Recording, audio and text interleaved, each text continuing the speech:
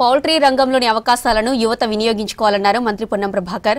భవిష్యత్తులో poultry industry మరింత ఉన్నత స్థాయిలో ఉంటుందన్నారు. హైదరాబాద్ హైటెక్స్ ఎగ్జిబిషన్ సెంటర్లో South Asia biggest poultry expo 2025లో పాల్గొన్నారు మంత్రి. 3 రోజుల పాటు పౌల్ట్రీ ఎక్స్పో జరుగుతుందన్నారు. తక్కువ సమయంలో కలెక్షన్ మిషన్లను పరిశీలించారు పొన్నం ప్రభాకర్. ప్రభుత్వం పౌల్ట్రీ రంగానికి అండగా ఉంటుందన్నారు పొన్నం.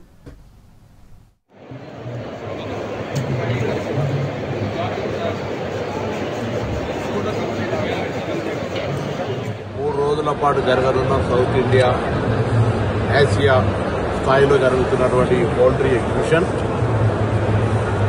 పౌల్ట్రీ ఇండస్ట్రీలో ఉన్నటువంటి ఔత్సాహికులకు ఇంకా పాడి పంట అంటే ఇంతకుముందు ఒక నినాదం ఉండే, ఇప్పుడు ఈ యొక్క పౌల్ట్రీ కూడా ఒక అంతర్భాగం వ్యవసాయంలో ఇండస్ట్రీగా మారిపోయింది.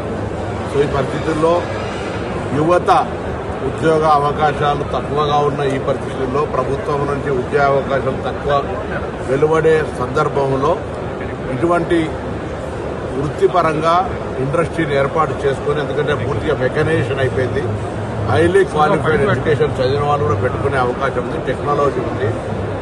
కాబట్టి దీన్ని ఈ రిక్వైర్మెంట్ కూడా కన్జంప్షన్ అనేటువంటి దానికి there is no end, even chicken or egg.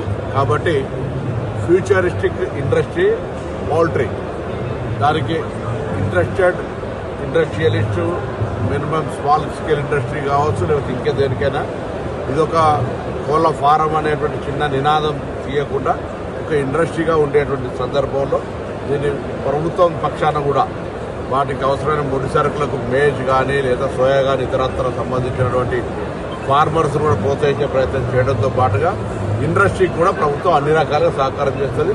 ముఖ్యంగా తెలంగాణ రాష్ట్రం ఇంక్లూజివ్ గ్రోత్ కొరకు ప్లాన్ చేస్తున్నప్పుడు పౌల్ట్రీ కూడా అందులో అంతర్భాగం. పౌల్ట్రీ ఇక్కడ నుంచి వేరే రాష్ట్రాలకు చికెన్ ఎగ్ ఎక్స్పోర్ట్ అయ్యేంత క్వాంటిటీకి సంబంధించినటువంటి ఉత్పత్తి ఇండస్ట్రీ పెరుగుదలకు